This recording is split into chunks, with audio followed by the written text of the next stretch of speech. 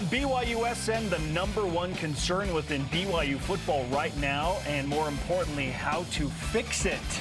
And was Notre Dame a bad loss? Perception versus reality on this one. Welcome to BYU Sports Nation, presented by the BYU Store, official outfitter of BYU fans everywhere. It is Tuesday, October 11th. Wherever and however you're connected, great to have you with us. I am Spencer Linton, teamed up alongside a man who is a homecoming spectacular personified, Jarom Jordan. After this, we're going to go over to the opening ceremonies at the Marriott Center, and we have 8 minutes to entertain the crowd. So we'll see how that goes. You got 8 minutes not to screw it up. Yeah, typically it's 50 on this program, so I'm confident we can hold 8 minutes. But we'll see whether it's good or not. There is something about a live audience, right? If a joke hits or not. 3 people in here right now. So if we have one of the 3 people with us in here that chuckles, you're like, that means that was a good joke. Slayed. That was a good joke. Yeah. Yeah, I'm not going to give away the content, but we've got something planned. If you have a closed stream capability for the Marriott Center. Yeah, I was going to say, I don't think it's on TV. We're not putting Is it on TV? I don't think so. I'm assuming it's not. It is not. Okay. What is on TV today? Well, it's not on TV, so we can go a little further. Yes. A little edgier. Yeah. I'm just kidding. On today's program, on this very show, David Nixon will join us to talk about Notre Dame, Arkansas. Is 10 wins still possible? The number 24 and what it means. Favorite helmet from the last 2 weeks, put out a poll. We'll update that, hear from you. What'd you like, last week's helmet or this week's helmet and more? A lot of diverse opinions there. Kalani Sitake weighs in on Jaron Hall's health. It's going to be a running theme here, guys. And the top 5 plays versus SEC teams on Top 5 Tuesday. But first, we got 5 headlines. Let's go. Indeed, BYU football 3 spots out of the latest AP Top 25 with their 4 wins and 2 losses. Back to work in preparation for a showdown with Arkansas following a frustrating loss to Notre Dame in Las Vegas. Head coach Kalani Sitake believes the path to less frustration and more wins lie in some simple fixes. Yeah, well, I go to the things that I can see and be corrected right away, and low-hanging fruit, if you will, right? So things that shouldn't take too much effort, but maybe a little bit more focus, a little bit more communication, accountability, and that was my frustrations, that I don't think those things should be showing up. There's nothing wrong with plucking low-hanging fruit. It's delicious. All right, Adam. Do it. Of note, for the visitors on Saturday from Arkansas, Razorbacks head coach Sam Pittman says it will be a quote-unquote normal week for his quarterback KJ Jefferson, who did not play last week in a road loss at Mississippi State for the Razorbacks due to concussion protocol. The men's hoop TV schedule is out. The Cougars play 9 games on ESPN starting November 23rd in the Bahamas, 6 games in league. Then CBS Sports Network will grab 6 games as well, 5 of which are in the WCC. BYU TV has the rest of the home games not on those 2. A full breakdown is on BYUCougars.com. BYU women's volleyball creeping back up toward the top 10. The Cougars move up 2 spots to number 12 in the latest AVCA poll. Also, Whitney Lariness is the West Coast Conference Defensive Player of the Week, compiling 10 blocks over 6 sets last week in wins against Santa Clara and San Francisco. Cougars play at St. Mary's and Pacific this week. Sister Olivia Wade is the West Coast Conference Women's Soccer Offensive Player of the Week after scoring a goal in each game last week in San Francisco and the University of the Pacific. Cougars host unbeaten number 15 Portland. Big game Saturday night on BYU TV. Jeremy Guthrie thinks that Olivia Wade news is awesome. Ashley Hatch. President. Yes. Yeah. Ashley Hatch and Team USA play Spain in a friendly soccer match, 2:30 Eastern in Pamplona today, to close out the United States 2-game European tour. All rise and shout. Indeed, it is time for What's Trending, presented by Bodyguards, protection for a life worth living. Learn more at bodyguards.com. Jarom, safe to say all losses hurt, and by nature carry frustration, what ifs, coulda, woulda, shouldas, and millions of couch quarterbacks after the fact. But not all losses are bad per se. That said, I'm about to ask a very divisive question. Was BYU's loss to Notre Dame bad? I said as much on Saturday night. It's never a bad loss to Notre Dame. Never. Because Notre Dame. Now, certainly it was disappointing to not beat a beatable team, a team that lost to Marshall, a team that is perceived to be not at the same level that a typical Notre Dame team is at. Certainly that's disappointing. There were opportunities to win. Should BYU have won that game? Yes, BYU wasn't the better team. Notre Dame was the better team. Should BYU have played better in the first half and put itself in a position to win the game? Yes. Yes. Yes, we chronicled as much. Are we thinking BYU's better than it is right now, though? I just wonder, because I went through the metrics this morning of FEI, SP+, Beta Rank, FPI, K-Ford, Sagarin. The composite of that has BYU at 46 in the country. They're not just looking at the score or who you play, they're looking at how you play and those results, right? In basketball, we break down all of these metrics. So BYU's 46. Do you know what Notre Dame is? Best shot. Guess what Notre Dame would be in this composite of those? 35. 18. Whoa, higher than Notre Dame is considered to be a good team. Well, they're not in the AP poll. The AP poll is an opinion poll from writers. It is certainly a metric that we value, but the metrics are saying Notre Dame's a good team. But Jarom, BYU's better in the metrics than Notre Dame. No, they're not. Look, no, they're not. They are not. So I don't think it's a bad loss. Also, it's Notre Dame. Can we have bad wins by definition then? Like if a team ends up stinking, like beating Pitt in 84 when they were ranked third, but then they go 3-7-1. Is that then a bad win? Yeah, big in the moment. Of course, it's a good win. Big in the moment, every win's good, right? Big in the moment, Yeah. but maybe unimpressive is the word. Sure, and the performance was worse than Notre Dame is. You know what I mean? It's like Notre Dame is going to be if they end up being a 6-win team.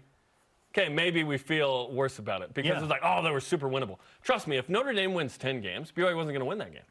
Does that make sense?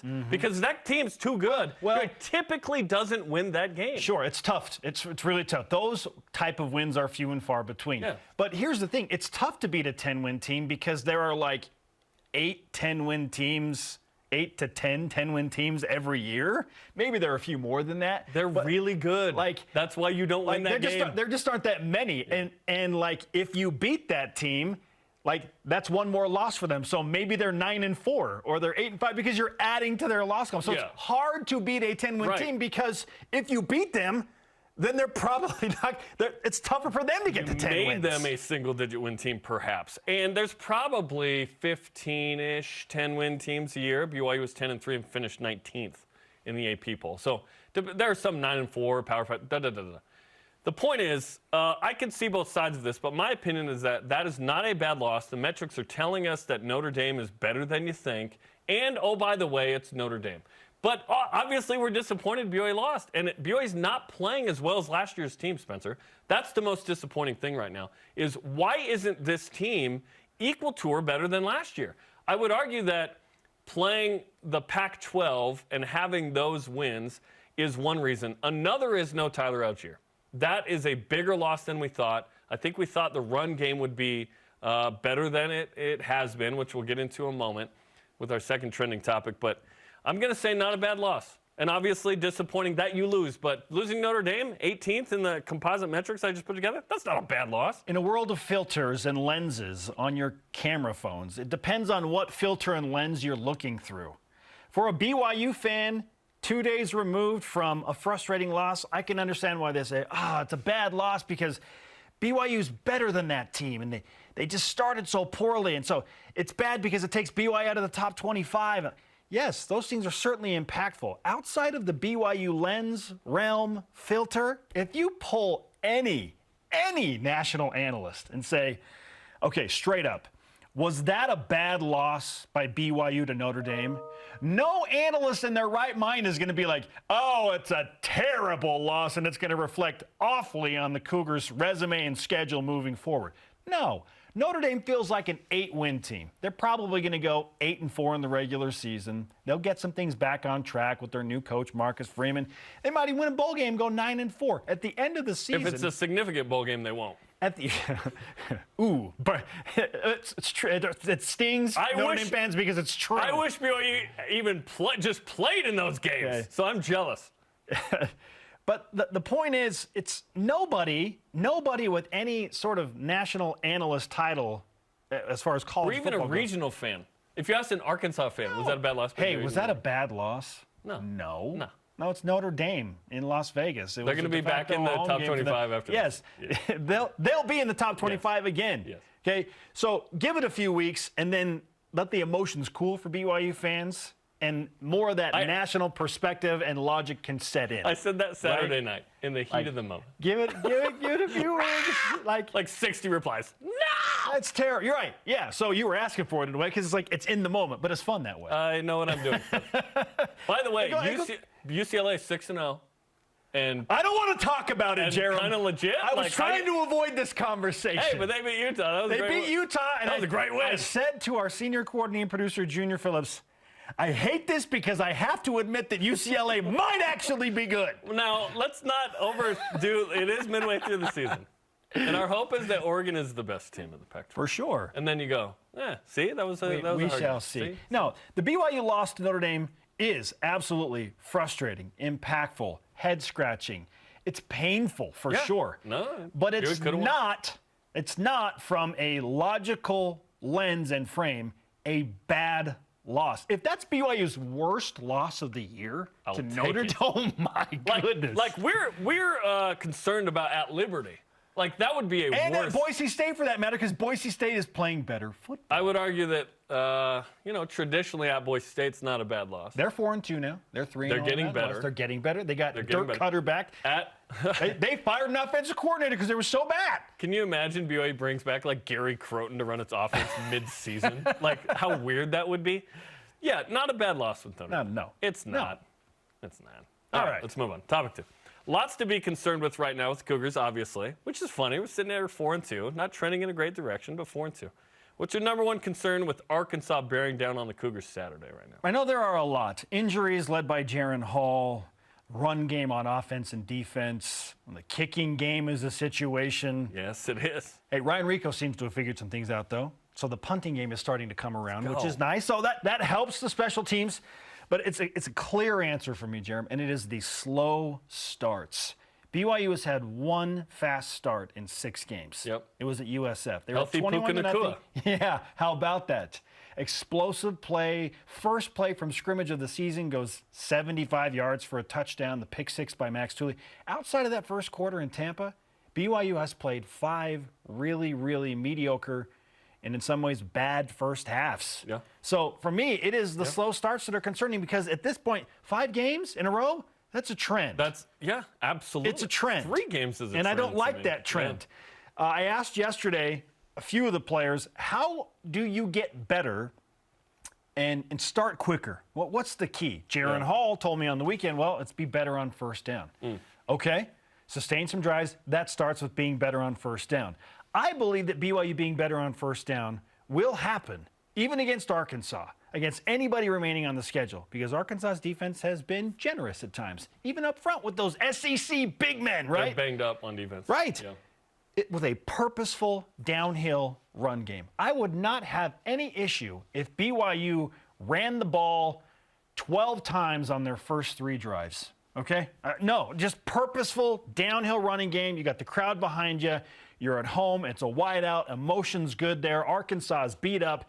If you want to be better on first down, it's that simple. Better, more purposeful downhill run game with Chris Brooks, who I think is starting to gain some confidence. He should anyway, right after what he did against Notre Dame. And he's had a couple of games now, 3 with 90-plus yards? He's clearly the best running back BYU has.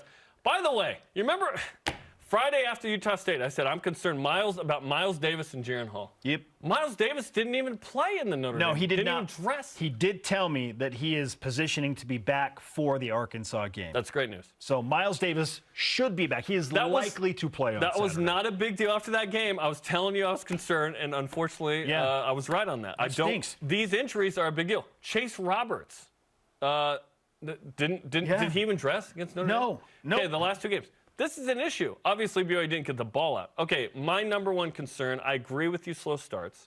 Second quarter, 22 rushing yards on the season. This is pathetic. I'm so tired of 8 minutes time of possession in the first half. So it's not about the running game then. It's about. Well, if you run the ball, then you hold on to the ball longer. It's and you about give your defense more rest. I think it starts with the defense getting off the field. It starts there. Okay. And then on offense, you've got to sustain drives. So the controllable there is Cougar Stats put out this morning, 12 3-and-outs in the first half this season.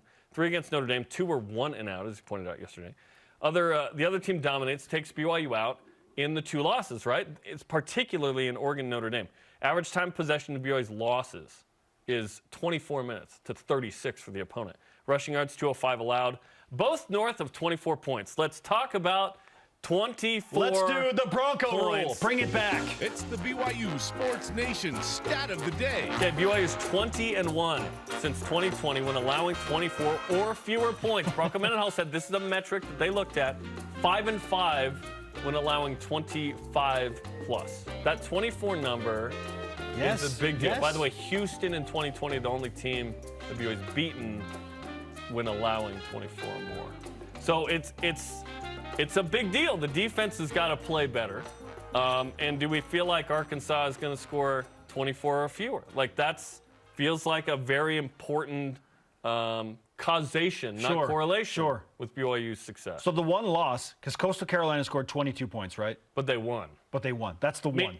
That's the one loss over this span, right? That's the one loss. That's yes. Coastal Carolina. Yes. That's it. You're right. Houston's in that 5-5 zone of a loss. Wild. It's only Coastal. So when BYU knows they're playing the game on Monday, they're undefeated when allowing 24 or fewer. Yeah, thanks for clearing that up. That's a big deal. BYU's defense, I think the defense has got to play better. And if Jaron Hall can't throw the ball at the same level, then the run game needs to turn up. Because I think Aaron Roderick has looked at the inconsistency of the run game and said, well, I'm going to put the ball in Jaron Hall's hands, which is the right thing to do. But now maybe you have to reassess in some way if his shoulder isn't 100%. Now, maybe it was a minor thing, and this week he gets better and BYU's good, and they can chuck it around. Because, look, if BYU's receivers are healthy, and even unhealthy, they've been really good. Like, I'm very excited about how awesome this receiving core is. I would just like them all to be on the field. Is Gunnar Romney okay? It sounds like he's going to be okay, but when you take him to the hospital, that concerns me again. I would be shocked if he plays this Saturday. That's me speculating based on what I saw. Kalani and Ed acted like they were fine, but maybe that's gamesmanship. Please, if he can play, awesome news. Okay, because look, again, let's just list them out and how they performed this year. Like, what guy don't you trust? I trust all of them. Puka Nacua, Gunnar Romney, Chase Roberts, Keanu Hill. Cody Epps is the fifth one I brought up. He might be the best receiver on the team right now. The way he's playing with 25 catches leads the team. Five touchdowns leads the team. Like Cody Epps might be the best receiver on the team right now. Like he's performing like the guy we thought when BYU signed him. This is a loaded group. Braden Cosper. Like, look at that. Look at Gunnar Romney and Puka Nacua at the bottom of that list. What? That is nuts. Okay, when Cody Epps signed, where'd he go? Mater Day, right? With Bryce Young? Was that Mater Day, yeah. He was a first-team All-American by the USA Today. Like 28 touchdowns, 1,700 yards or something crazy. And Bryce Young's his quarterback, the Heisman Trophy winner eventually, and perhaps #1 pick. And it was like, dude, how did BYU get this guy? He's injured. He's redshirting, da-da-da. Now that he's healthy, this guy's a dude. And Keanu Hill's a dude. And Braden Cosper is the next evolution of, Dax Milne and Gunnar Romney. Like, why not? Let's get the ball to these guys. Let's establish the run, and let's do what we thought this offense would be, Spence, which is dominate. High points. What if BYU put up 40 and just dominate this weekend? Let's go. More time of possession, more points. It's tough. Yes. Try and help your defense out a little bit. You know what's crazy? As I look at that list, one thing before we go to Voice of the Nation here. BYU, tell me one game this year where they have had every big-time player available in the game. Didn't have it in game one. Nope. So it's no games. Gunnar Romney was out. No games. Either Gunnar or Puka or Chase. Honestly, it's not been that big of a deal because these, like Braden Cosper's like, well, then throw me the ball. BYU is 4-2 in spite of this. Yes. Which that group has overperformed tremendously. They've been great. BYU has not had all of their primary guys available all together in one game this season. But Jaron's there. The O-line's healthy. That's important. That core is super crucial, for sure. But the running backs haven't been fully healthy. Like, you don't have all three every game. All right, our question of the day is this. Maybe it's injuries. Maybe it's quick starts. Maybe it's both. What's your number one concern about BYU football right now? At Tyson Peterson says on Twitter, my number one concern is having a well-rounded defense. There are games when BYU's run defense is awesome and the pass defense poor, and other games when it's the opposite. BYU needs great pass and run defense every game. I'd say good. Yeah. Great is too much for me. I'm very specific about You don't need to be like words. spectacular on both sides, but it's like if you're consistent, you can be consistently bad. As cliche as cliche as this sounds, like the phrase I've heard the most from coaches and from analysts is BYU's not playing assignment sound football. There's not in the right places. Right? It's so boring. It's so boring. Why isn't BYU in the right spot? That's a great question. That's an issue. And that's why Kalani is saying these are some simple fixes, low-hanging fruit. That we can coach them on. We can coach them up. Yes. We can get them in the right place. And that's what Trevor Mattis said yesterday. Like, if you're in the right places, then the team, if they beat you, if your opponent beats you, then they're beating you just because they're better than you. But and their hair smells like cinnamon. Be in the right place. Check out BYU football with Kalani Stockton tonight, 8:30 Eastern time, as Caden Hawes and the coach talk about Notre Dame, Arkansas. Deep Blue features MMA fighter turned, kicker turned MMA fighter Andrew Mickelson. Hobbs Nyberg in the film. Up next, he's a former NFL and BYU linebacker. He's a current analyst and an all-around good guy. David Nixon is back in Studio B. Got the Cougs relaxing. What's his #1 concern within BYU football right now? This is BYU Sports Nation. Bro-in-law is doing work. This portion of BYU Sports Nation is presented by Bodyguards. Protection for a life worth living.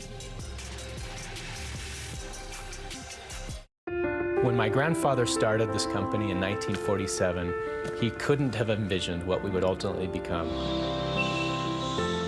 We realized that our value to our customers is that we will be there day after day, year after year, doing whatever we need to find solutions to the challenges that they face. We are committed to be honestly better in all that we do, in every opportunity that we have to serve our customers. Tim Daly Ford in Spanish Fork sells Ford vehicles including the F-150, the pickup designed for work and play. Tim Daly Ford maintains a large inventory, providing more choices for selecting an F-150 with the power and engineering to carry and tow heavy loads. The F-150's design offers comfort, safety, and a range of options to choose from. Think Ford, think Tim Daly Ford in Spanish Fork. BYU Food to Go's convenient location at 2191 North Canyon Road in Provo makes bringing popular BYU foods to your next event easy. Everything's ready when you need it at the drive and load pickup. You drive in and they load no matter the weather. And stop in the on-site creamery for great BYU chocolate milk and ice cream. BYU Food to Go, bringing campus to your table. Call for details, 801-422-5001. I was 4 years old when I left Zambia. My dad was born in Sheila, in the south of Italy. My mom is from Slovakia. We haven't really talked about it, never, not once. My dad doesn't really talk about his life in Serbia. I just really want to know who he is. And then discover who am I.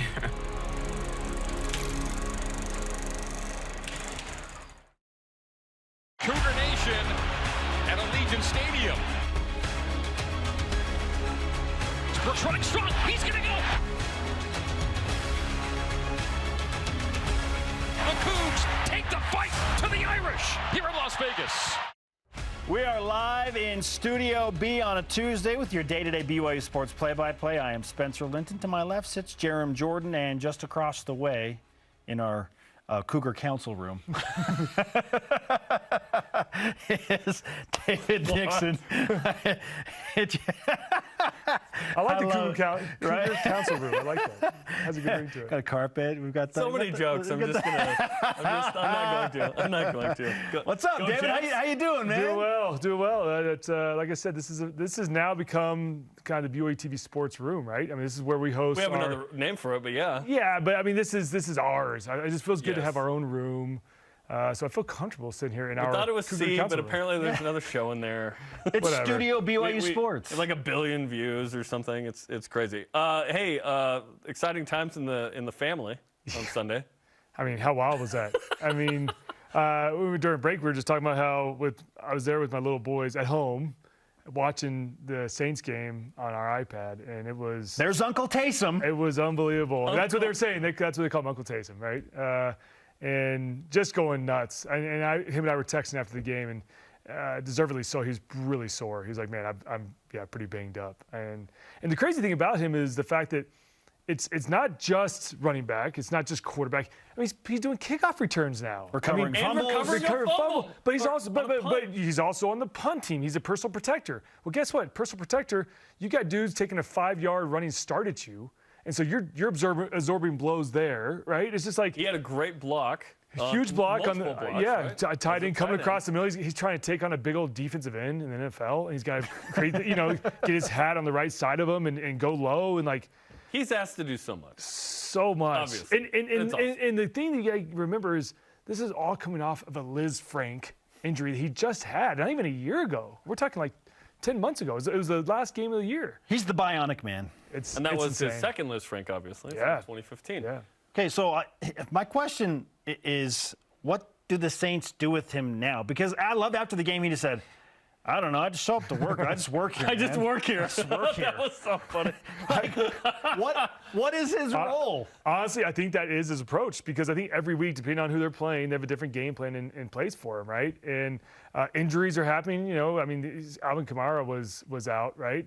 And so all of a sudden he's thrust more into a role where he's got to play more and get more carries and touches. And so I think it really is a week by week. Show up and see what the offensive coordinator and quarterbacks coach and tight ends coach and how they're going to use them and utilize them because you just never know. What rooms does he even go to? Like, when they're like, hey, we need you in here, it's like, well, I'm actually in these two. Someone tweeted. Monday's your tight ends day, Tuesday's your quarterback's day. Rotate. Yeah, rotate. Wednesday special teams. Someone after the game said Taysom Hill wasn't available for post-game comment because he was changing someone's tire on the way to do surgery and then finishing the night off by doing someone's taxes. Like, the versatility is obviously amazing. This was his greatest game in the NFL. I looked it up, David. I couldn't find anyone else who had all those numbers, in a game of 4 touchdowns and a single kickoff return yard and a fumble recovery. Now, tell me this. Is he better suited, and this is the great debate, is he better suited as a starting quarterback or this? Because his effect on the game is awesome either way.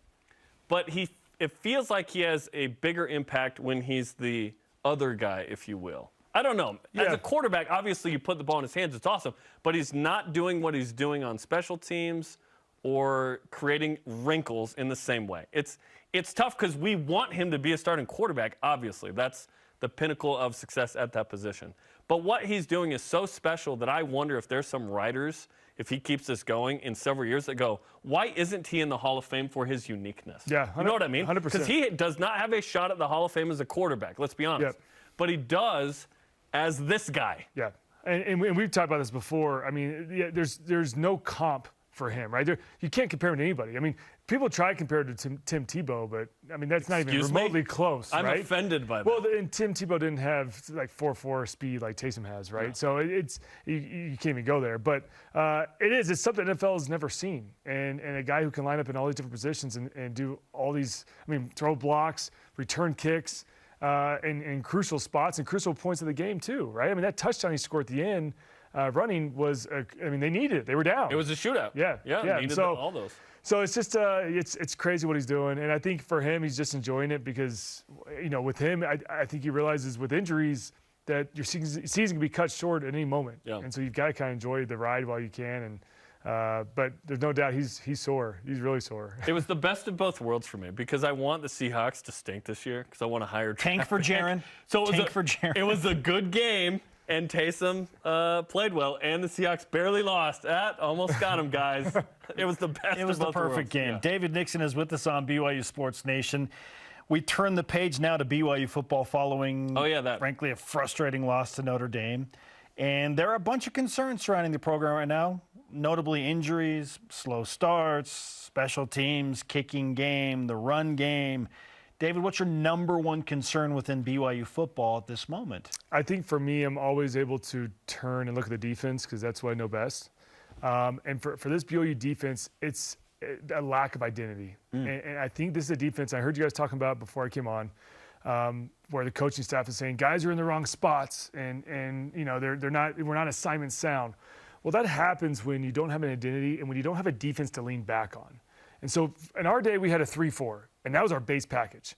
And we knew exactly where our run fits were, depending on whatever team we played. When you say fit, where you're supposed to be. Where your assignment is, right? Your assignment is what gap you're supposed to be in and what leverage you're supposed to have, right? Meaning which side of the guy. Yeah, exactly. So if a guy comes to block you, is your helmet supposed to be on the outside of them, or are you supposed to be on the inside of them? Are you supposed to take away the C gap, or are you supposed to take away the D gap, right? And that was our base defense. I feel like right now our BYU's defense has been more reactionary. We're reacting to the opposing teams we're playing. Sure. Whereas I would love to see us come out and say, we're a 4-3 defense and try and beat us. And everybody knows that I've got outside contain. I've got to be outside. If I'm a D tackle, I've got A gap to A gap, right? Whatever it may be, and the coaching staff can put them in the right positions. But then there's no uncertainty. So we saw a couple plays, and we'll break it down today on AFR, where you had two guys outside. And sure enough, the running back bounces it inside and goes for 12 yards, right? And you can't have that happen. You've got to be gap sound, right? And so I would love for this BYU defense to evolve and have enough confidence to say, okay, backer, you got outside, safety, you got inside, no matter what.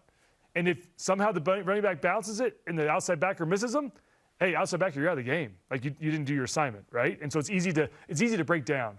Whereas I think right now, every game we're changing things up, going with different game plans depending on who we're facing, and guys are just uncertain. And when, the other bad thing, when you play with that uncertainty, you play so much slower too, because you're second guessing yourself every play. So you see because it's all about reads, right?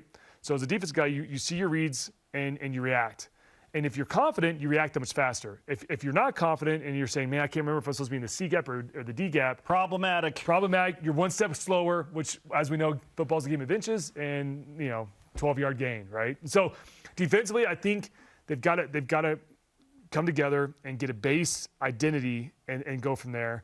And they've got to get off the field on third downs, 11-16. Like, that's not going to cut it. Yeah. And offensively, I mean, they just didn't have the opportunities. I mean, I saw a stat, I think, with 56 plays or something like that, total plays. 46. In the 40s, yeah, under 50. And yeah, Kalani 40s. is 0-5, according to Ralph Sokolowski. Yes. Sub 50 plays. Well, yeah. It makes sense. It makes sense. I mean, that's the most obvious stat out there. Like, you're not going to win games, I mean, unless you're just doing 75-yard bombs, every time you get the ball. You had 2 1-and-out drives. Yeah.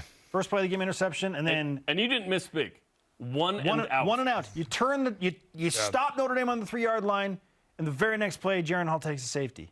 They just crushing 1-and-out series. And this was one of those games where it really fell on everybody. I mean, you got the missed extra points, so special teams, didn't do their job. Defensively, couldn't get off the field. Offensively, they couldn't sustain drives and turn the ball over and giving the other team points with the safety. I mean, just still had a shot to win. Still had a shot. That's what's the most disappointing. That's the most disappointing. That's most disappointing. I almost would have rather had an Oregon blowout and just been like, we just sucked. But the fact that we shot ourselves in the foot so many times and still should have won that game is I think that's the tough pill to swallow. But there's so much to talk about. I mean, defensively as well, the third downs we talked about. Oh, those third downs are so you can get off the field. BYU's defense, a lot of guys is 3rd and 5, and they've got their heels at 8 yards. And it's like it's the same mentality. That receiver's not going to run an 8-yard out. He's just not going to do it. He's going to run a 5-yard out to get to the chains. All they want is a first down. So I think just veteran and understanding the game a little more and situational awareness would help this team. But it's tough to be doing this, this game 6 of the season, right? This is who you are, is it not? Like, typically by game 6, we have a great sense of this team is going to be drastically different in game 10. Like, this is kind of who BYU is, according to Robert and I, if you believe Robert and I, and a lot of people do. He's doing great work at Syracuse. Okay, talk to me about Arkansas, because in comes an SEC team that's reeling. They've lost 3 in a row, granted against great competition, and BYU has an opportunity to kind of right the ship. Because if BYU wins this and is 5-2 and got to split among the Big Four, or the perceived Big Four preseason, that's awesome, and BYU's on schedule for 10 wins. But do you feel like BYU's trending in a way where 10 wins is realistic? That's a tough one because, you looked at the slow starts, and that's been happening ever since. I mean, USF was the only game we had a fast start. 5 straight games with slow starts. Yep. And so, the trends are not in BYU's favor right now. But at home helps, obviously, and this team plays well at home, as we know. Afternoon games aren't kind to BYU, also, as we know from stats. But I think this is a team that can get it right. I mean, they've got the talent. And frankly, I think they got the coaching staff, too. I believe in this coaching staff. They just got to mesh those two together. And I think Jaron's injuries and what he was dealing with didn't help last week as well. But they've got to find a way to make this thing gel. And Arkansas is not an easy team to try to figure that out with, right? I mean, this is SEC football. And I don't care if they're on a 3-game losing streak. I mean, this is a team that comes in that was ranked in the top 10 earlier in the season, and rightfully so. Their quarterback back didn't play against Mississippi State. They've got athletes. Aggies. Yeah, they've got athletes. And I watched them in that Aggie game closely, and they've got big dudes that are going to fly around. And we saw this when BYU faced Mississippi State here years ago. And Mississippi State was kind of middle of the SEC, maybe almost bottom that year. They were 5-7 that year. Yeah, and they played BYU obviously into double overtime, right? Yep. I mean, it was, and so it's just going to be a slugfest. Arkansas is one of the most heavy run teams in the country, and so BYU's got to bring their big boy pads and get ready because, if you watch the film, if you're Arkansas, you're watching the film. You're just going to try and cram it down BYU's throat, then mix in a little play action and beat them deep. But it's going to be a slugfest, and I'm hoping BYU guys, after what happened last week, are up, going to rise up to the challenge. David Nixon's going to bring it on After Further Review. You like that? We try to break down the good, the bad, and the ugly, right? I mean, we try to break it all down, and there's some ugly plays, and we'll try to explain why it didn't work and why guys weren't in the right position. And when you watch After Further Review, hopefully you leave with a little better understanding of what coaches are saying, where it's like we're so close, we just got guys in the wrong spots, and we'll kind of try and point that out. David Nixon just mentioned it. 7 Eastern time tonight on the BYU TV app, After Further Review. As seen in this studio, David looking tall there. How many inches you got on Blake? 3, 4? I mean, I try to space myself away from them too much, a little more, because as I get closer, it looks worse and worse. It happens. We got it figured out. It happens. Tonight on the BYU TV app. Up next, what is your favorite BYU helmet? Is it something with ombre or perhaps some custom paint? This is BYU Sports Nation. Ombre?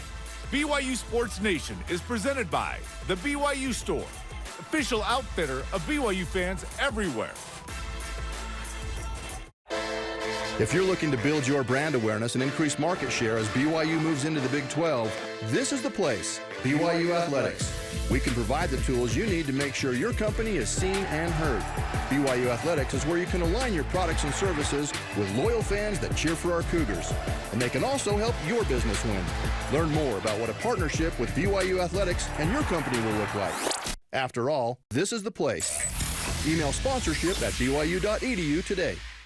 Dexter & Dexter is a full-service law firm offering a wide range of legal services. Since 1995, we have helped more than 20,000 Utahns both to navigate life's challenges and to make the most of life's opportunities. From accidents to wills, from bankruptcy to business law, we are passionate about shouldering your burdens. To learn more about scheduling a no-obligation consultation, visit dexterlaw.com.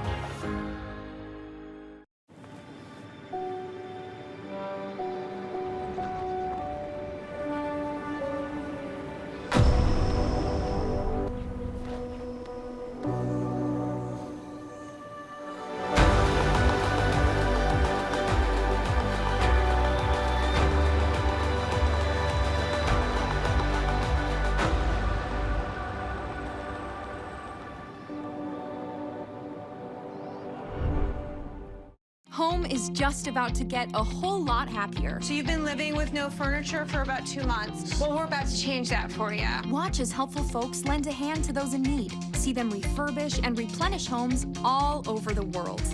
Caitlin left her house when she was 13, and now she's finally home.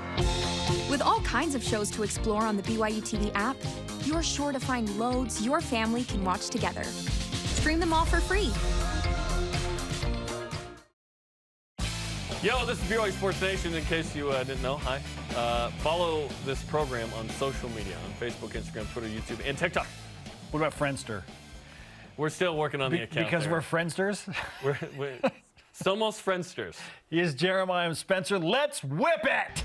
Cougar Whip Around presented by Maersk, your e-commerce logistics shipping partner. Yesterday, Kalani Sitakia was asked if there was an update on Jaron Hall's health. Here's what he said. Yeah, he has no choice. He's got to go. He's got to be. I mean, this is mid-season football, so he's got to be ready to roll. The choice is yours at Chuckarama, but not for Jaron Hall with football. What do you think Kalani means when he says Jaron's got to go? Well, Kalani's feeling the urgency, and I think he wants Jaron to equally feel the urgency. Like, we need you. Like, if you're at 75% and you're at 80%, we need you now. Like, the urgency has to be there. Unproven backup and Jacob Conover, excited about what he may become, but not right now, right? This is Jaron Hall's team right now. Jaron is the guy. If he was good enough to play against Notre Dame and he didn't seemingly get banged, frankly, he threw 17 passes. It was like he was overworked against Notre Dame. And we know this guy's going to fight through adversity with an injury. Last year, he broke ribs against Arizona and played in the Utah game and Arizona State game before he landed on the ball on a tackle. This guy will play hurt if he needs to. Got to go. Urgency's got to be there. That's what Kalani is saying. All right, Pro Football Focus has Zach Wilson, another fierce competitor, as the highest-rated quarterback from the 2021 quarterback draft class, 77.4. The best is 100 in the quarterback rating here. Davis Mills is second at 70. Trevor Lawrence, 61.7. Is Zach the best quarterback from the 2021 draft class right now? Now, looking at the numbers, Trevor has 10 more touchdown passes, 1,500 more yards, but 8 more interceptions. How many more starts, though? Because Zach sat out for a while. 5 or 7. Zach sat out a few games last year, too. Zach has 3 more rushing touchdowns, TD catch. Same amount of wins, but Trevor has 7 more losses. So, yeah, Zach's looking like he might be. I need a little more volume. Sure. But as of now, Trevor's looking pretty good. Granted, the Jaguars are worse than the Jets. Jets more talented team now. They've done well in the draft. They're developing a little better. So Zach's right there if he's not number 1.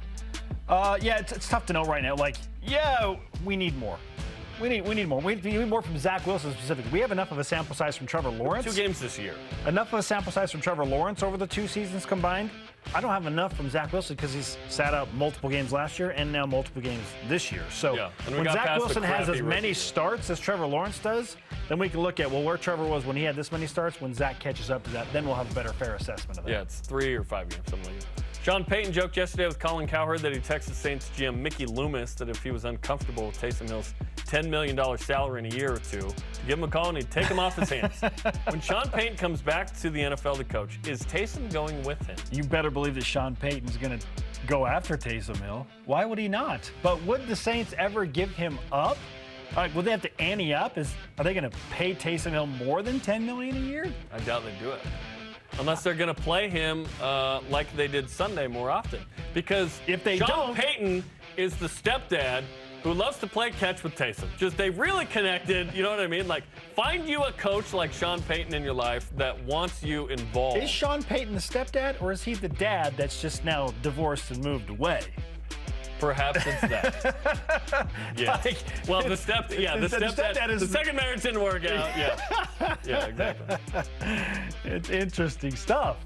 Will BYU women's volleyball, as we turn our attention to the Olympic sports now, Jarom, be a top 10 team going into Selection Sunday? They're number 12 right now. They certainly will have a good chance, Spencer, because they finished with San Diego at home. Get to play the Trails twice. Tuesday, November 22nd.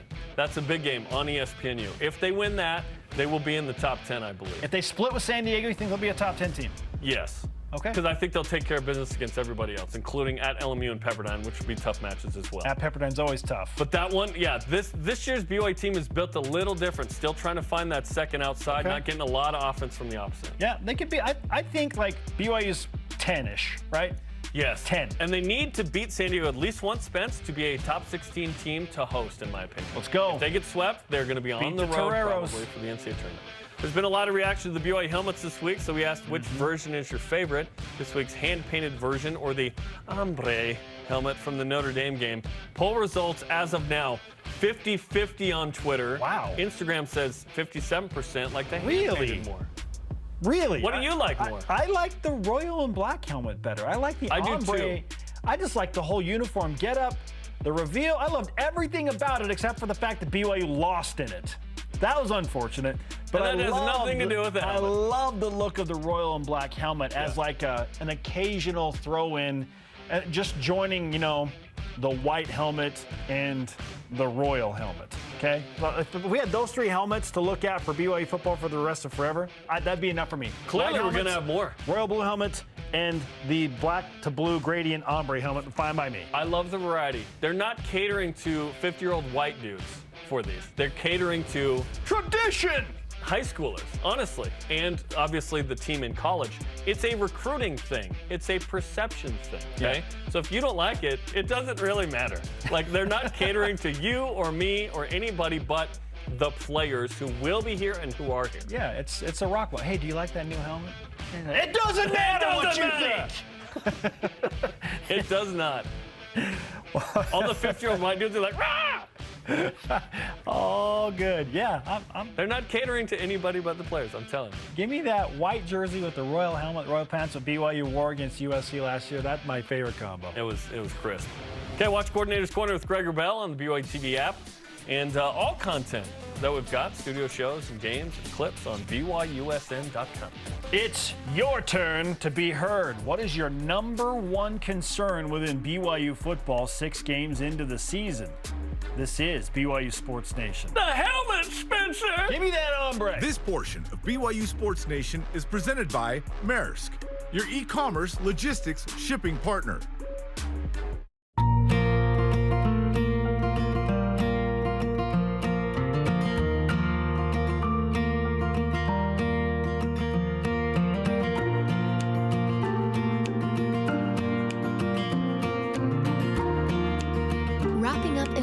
Couture luxurious blanket.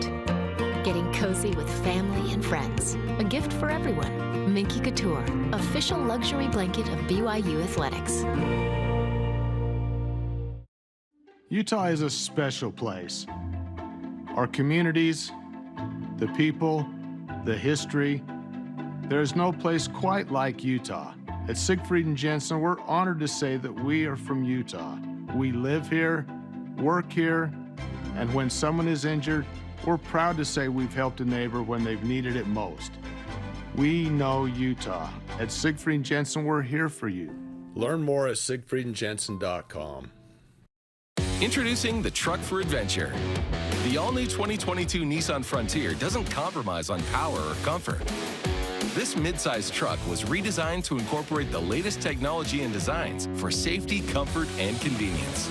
Plus, with up to 6,700 pounds of towing capacity and best-in-class horsepower, it's rugged enough for adventure and still safe enough to transport all your favorite people. Where's your new Frontier? You'll find it at Tim Dowling Nissan Southtown and South Jordan.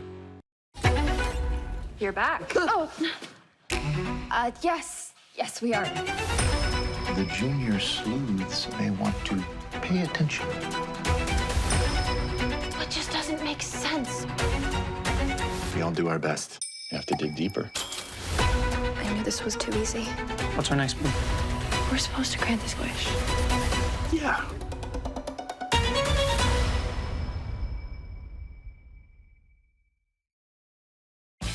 Welcome back to BYU Sports Nation live on a Tuesday from Studio B, talking October football. And more importantly, we're discussing what you all think with our question of the day in Voice of the Nation. What is the number one concern you have surrounding BYU football at the midway point? 6 games in, 4 There's no wins, chocolate 2 cougar losses. tail. If that's your number one concern, it's been a great life for you. Hey, if BYU was 6-0, yeah, we'd be like, where's the sky cam? Great season. At Grizzfather says on Twitter, this team has the talent to play and compete with anyone on their schedule.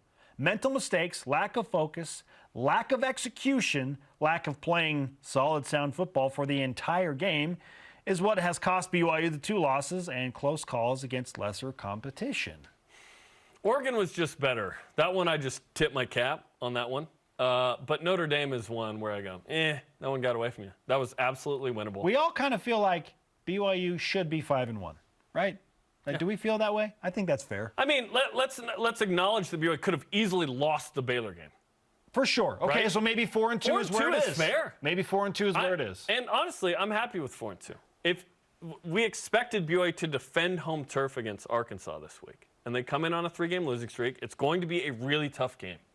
BYU needs to win this game. Physically taxing game. If BYU wins this game, they are on pace for 9+. If they lose this game, you're staring at 8-4 in the regular season because there's going to be another loss. Maybe 2. Because of the trends. Because trends, yes. Doubt starts to creep in. You've lost back-to-back games. Injury to Jaron Hall. You're still playing at Liberty, at Boise State, at Stanford. I know that Stanford's not as good as they have been.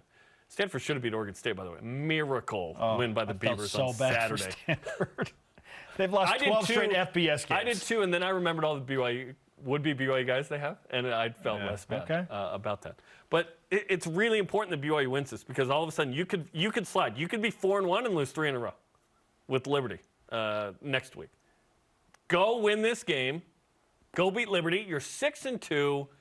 Just you have an allowance for one loss in there somewhere, and then get a 10th win in a bowl game, and this season was tremendous. 9+ would still be a good season. We just thought this team was tremendously experienced and had an amazing quarterback, and it does in Jaron Hall, and the offensive line, and This team is underachieving in the way it's playing. It's 4-2, which is probably on schedule. That's not an underachievement in the win-loss column per se. But it's how they're played over. How you play matters, Spence, because how you play indicates whether you're gonna win at Liberty, whether you're gonna win at Boise State. Like, what are you right now? You're not dominating a couple of times where you should have dominated, and you should have taken advantage. They did against Baylor, best win of the season, clearly. You defended against perceived rivals, right? And then Notre Dame, you let it slip away. You have a chance to have a statement win against Arkansas. They're not in the top 25. They lost 3 in a row. It's the second SEC team ever to come here, Spence. Win this game, take care of business, and now, don't forget, next year BYU goes to Fayetteville in week 3 for the biggest game of the non-conference. BYU will be 2-0, and that's a huge game. So, massive game for BYU and the season as we begin the second half, by the way, of the year. And can BYU close out a really good opponent in an afternoon game? I know it's at LaVell Edwards Stadium. It's a wide out. The juice should be there, but can BYU take care of business in an afternoon game? We've had that concern as well. Absolutely. And what I love is this is what it's going to be like next year.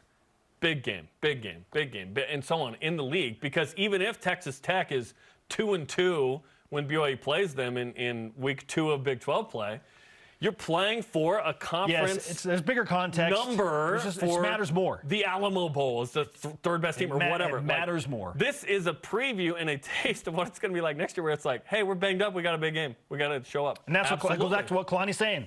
Jaron's got to go. It's midway point. Everybody's banged up. If you can play, play. The urgency's got to be there. Yep. And I like that. Okay, Trent Hayner, by the way, on Facebook adds, we're losing the battle of the line of scrimmage on both sides of the ball in every game. Every team seems more physical than BYU is.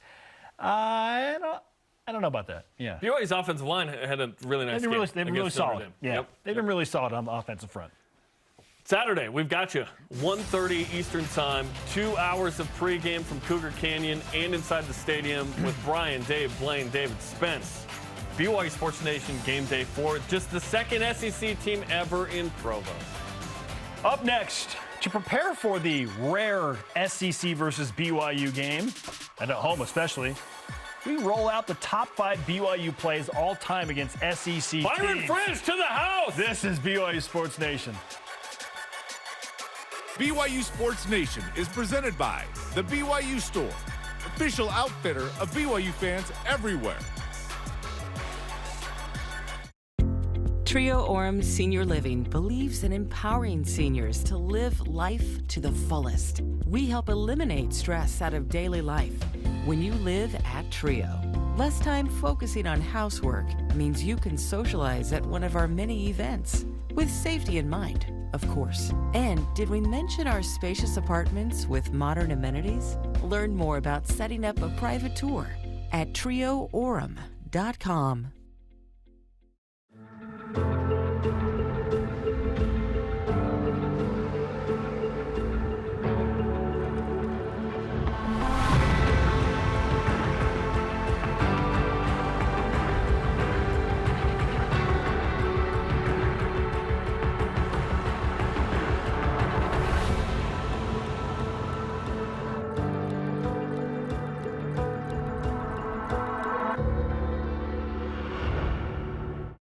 Life is full of competition. It helps measure progress, pushes us to improve, and whoops, it can be a whole lot of fun. BYU TV has its own kind of competition shows where sportsmanship rules, teamwork wins, and good character triumphs. I wasn't just going to leave you there. Whether it's about families competing or life lessons being taught, you'll want your family to see it together. Download the free BYU TV app today. 10 seasons going from never knowing to finding answers. Wondering how you belong to finding where you fit. 10 seasons of questioning what might have been to embracing a bright future. I was able to put a big piece of my family together. I was getting answers that I had been wondering about. On Relative Race, new beginnings, new adventures, new connections. Stream a new season of Relative Race Season 10. This portion of BYU Sports Nation is presented by Mountain America, the official credit union of BYU Athletics. Welcome back to BYU Sports Nation. Download the podcast if you haven't already. It's time for Top 5 Tuesday with SEC opponent Arkansas coming to Provo and LaBelle Edwards Stadium. Let's roll out BYU's best, in fact, top 5 best plays against SEC teams over the years. Number 5, 2016 versus Mississippi State. Akile Davis, incredible one-hander. BYU won this game in double OT. Taysom Hill, speaking of scrambling, Okay, Akile. And this was an important drive in the fourth quarter. Davis transferred to Northwestern State, by the way, from the 2019 season. I didn't know where he went after. Morone Lauluputita had some big catches in that game, too. Number 4, BYU at Tennessee 2019.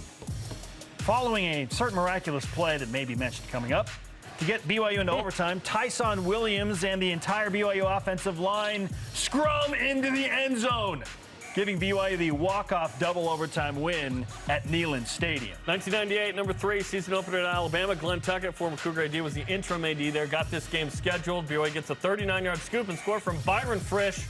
The score later in this game, BYU scores a late touchdown to make it a one-score game. Sean Alexander rushed for 5 touchdowns and this fumble. At number 2, Kyle Van Noy, the Ole Miss game. First game of independence, as a matter of fact. This became his first win.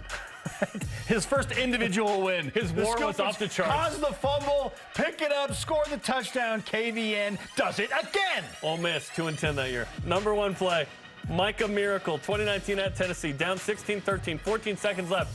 Zach Wilson finds Micah Simon 64 yards to set up the game-tying field goal, eventual double overtime win. Truly a miracle at Rocky Top. Outstanding. Our elite voice of the day presented by PAX Healthcare Elevated. Answering, what's your number 1 concern about BYU football? Well, frankly, there's nothing in there. We don't got time for it anyway. I don't have the script, so. All of your responses are awesome. That was great. That was a great response. Today's Rise and Shout Out presented by Mountain America, the official credit union of BYU Athletics. How about to LaBelle Edwards and Steve Young? Combo birthday. We've got a great video Combo of them. birthday. How about that? 83 Holiday Bowl. Steve Young, of course, to Eddie Stinnett. Throw it up there, Eddie. And then this celebration is amazing. Steve told us, I don't know what I was doing. And then this is one of the only time LaBelle Edwards actually gets somewhat animated. Yeah, what do we do? We won! Who do I hug? Where is everybody?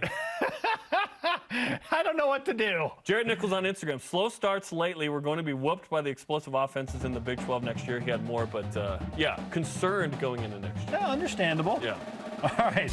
Our thanks to today's guest, David Nixon. Conversation continues on Twitter, Instagram, Facebook, BYUSN.com for all your sports content. Sorry, Dennis. No time. For Jarom Jordan, I am Spencer Linton. Shout out to Chocolate Cougar Tales and whoever can produce those. Okay? Buddy. We'll see you tonight for After Further Review and BYU football with Kalani Sitaki starting at 7 Eastern on the BYU TV app. Go Cougs. Chocolate!